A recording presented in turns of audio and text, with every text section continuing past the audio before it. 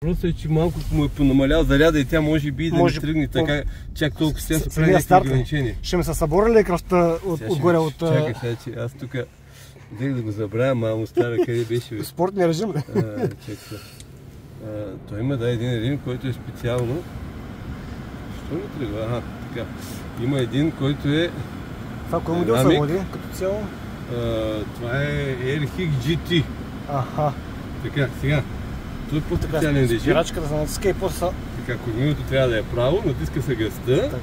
Така, готов ли си? Да. Дръстай. Стига. Що? Чак кръвта. Писти, бе! Чак кръвта ми влезе, не знам къде. Леле! Тя обаче прибукшува, тя обикновено... А то тракшън, как се води като... Тя е двойно предаване. И до сега не ми беше прибуксувала в този режим, ама тук не знам. То може би да не е влажно.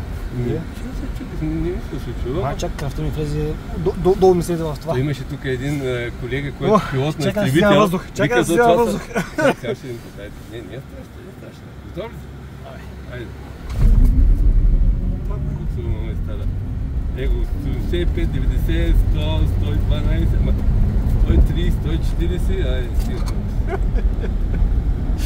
Тя много хубаво спира, аз да не ти я натисна. Тъй, че не е страшно. Тук е писта. Тук е мястото за такива работи. Тук.